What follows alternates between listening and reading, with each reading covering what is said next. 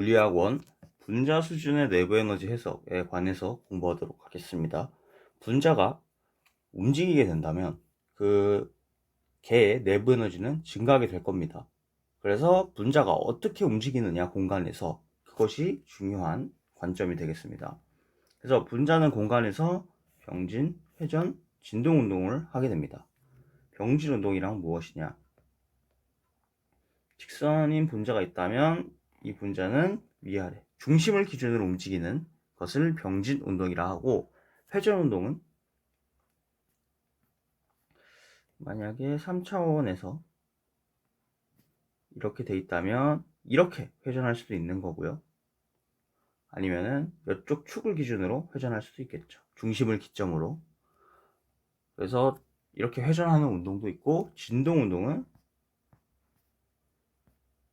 가운데 분자가 위아래로 움직이거나 아니면은 옆에 있는 분자들이 늘어나서 스트레치 되거나 아니면은 가운데 있는 분자가 뭐 좌우로 움직인다든가 제자에서 진동을 하는 거죠. 상하좌우 이런 느낌으로. 그래서 이런 크게 이렇게 세 가지 운동으로 나눌 수가 있습니다. 그래서 이 운동이 내부 에너지에 기여를 하게 되는데, 그때 균등 분배의 원리가 나오게 됩니다. 균등 분배의 원리는 책에 보면 되게 자세하게 나와 있어요. 뭐 수학적 지식도 설명하고 하면서 물리학적 지식도. 근데 여기서 설명하기 위해서 간단하게 말씀을 드리자면, 주어진 온도 T에서 왜 주어진 온도 T가 나오냐 하면, 이제 내부 에너지는 분자의 움직임과 관련이 있기 때문에 온도가 올라가게 되면 분자 운동이 활발해져서 내부 에너지도 증가하게 될 겁니다. 그렇기 때문에 뭐 보편적인 경우에는요. 그렇기 때문에 온도가 언제에서의 내부 에너지가 몇이냐 이런 게 중요한 거죠. 그래서 주어진 온도를 명시해 줘야 되고요. 그래서 주어진 온도에 따라 내부 에너지가 바뀌기 때문에 그 어떤 주어진 온도에서 각 종류의 움직임은 동등한 만큼씩 전체 내부 에너지에 기여한다는 겁니다. 균등 분배의 원리가요. 그래서 동등한 만큼씩이 얼마만큼이냐 하면은 계산을 해봤더니 2분의 1 kBT 만큼씩 증가를 하더라. 각 종류의 움직임이. 그러니까 병진, 회전, 진동 운동이 각각 2분의 1 kBT 만큼씩 내부 에너지에 기여한다는 거겠죠. kB는 볼츠만 상수입니다. 여기서. 그래서 이 균등 분배의 원리를 적용시켜서 예시를 들어보면, 단원자 기체 분자가 있다고 봅시다. 단원자인 기체 분자. 먼저 하나인 거죠. 3차 운동에서 병진 운동만 있을 겁니다. 뭐 진동 운동으로 인해서 옆에 있는 분자들이 있어서 막 상호작용을 할 수가 없고요. 회전 운동도 혼자 있으니까 의미가 없어집니다. 그래서 병진 운동, 그냥 움직이는 거죠. 이 병진 운동만 고려해주면 되기 때문에 우리는 UT, 이 주어진 T 온도에서의 내부 에너지를 파악할 때 어떻게 파악하느냐.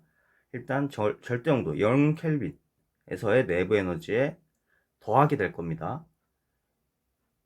2분의 1 kBT를. 근데 왜 앞에 곱하기 3이 있느냐?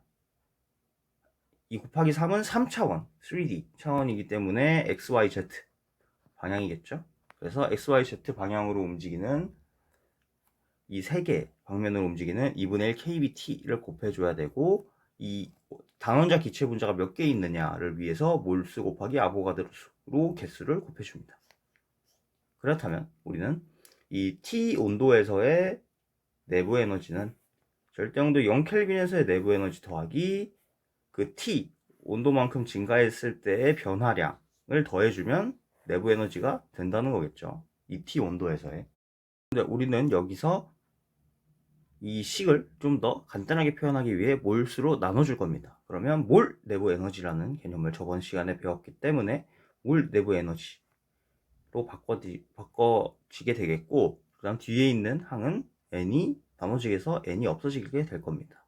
그런데 여기서 우리는 볼츠만 상수 곱하기 아보가드로 수는 기체 상수라는 걸 알기 때문에 이 내부 에너지는 간단하게 2분의 3 RT를 더한 값이 되는 겁니다.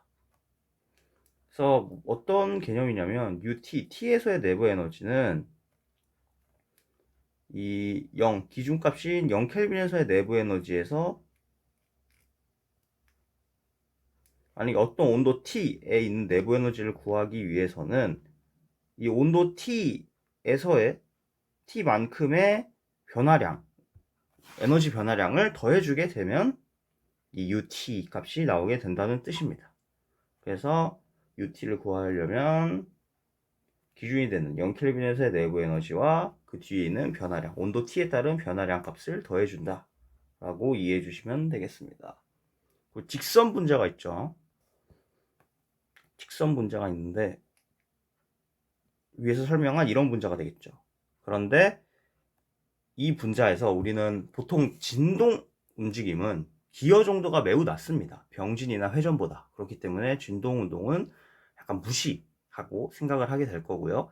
그래서 우리는 이 1, 단원자 기체 분자의 경우에 회전의 경우가 추가되게 될 겁니다.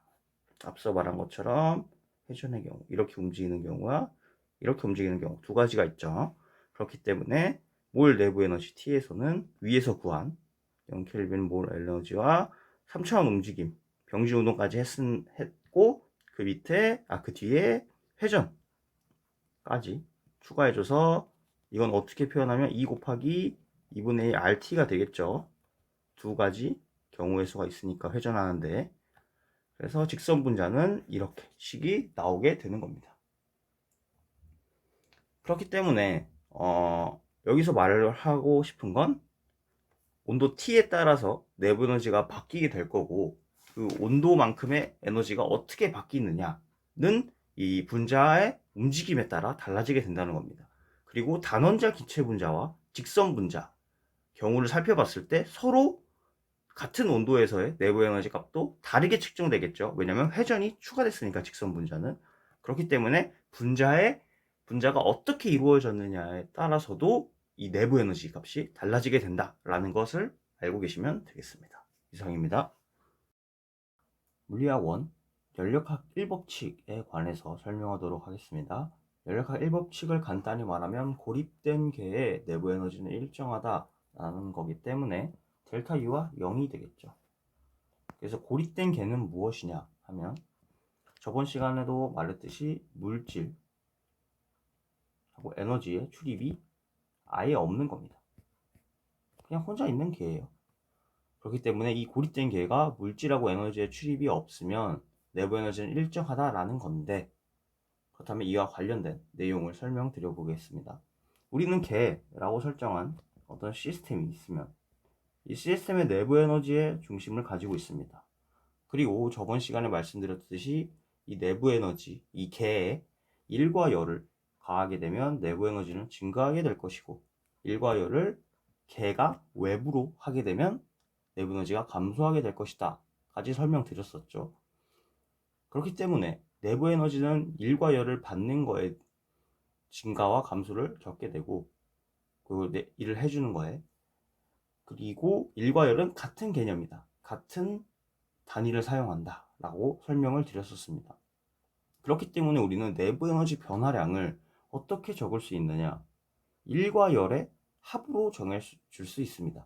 그러니까 걔가 받는 1과 열을 더해주면 내부 에너지가 이만큼 증가합니다. 그리고 걔가 외부로 1과 열을 하게 되면 내부 에너지가 이만큼 감소합니다 라고 할 수 있는 거죠. 그렇기 때문에 Q, W, 열과 1, 이 기호들의 부호가 굉장히 중요하게 될 겁니다. 문제를 풀 때. 왜냐면 걔가 받느냐, 걔가 하느냐가 굉장히 중요하기 때문이죠. 내부 에너지 증감에 있어서. 그렇기 때문에 걔가 일단 받는 거를 다 플러스로 해줍니다.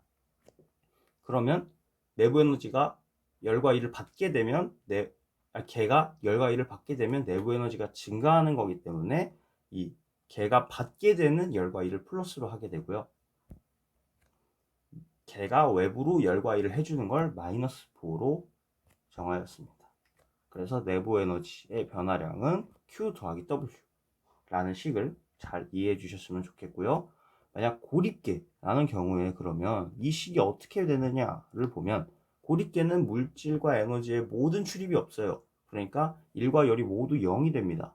그렇게 돼서 고립계 내부 에너지 변화량은 0이 됩니다 라고 설명을 할 수 있는 겁니다.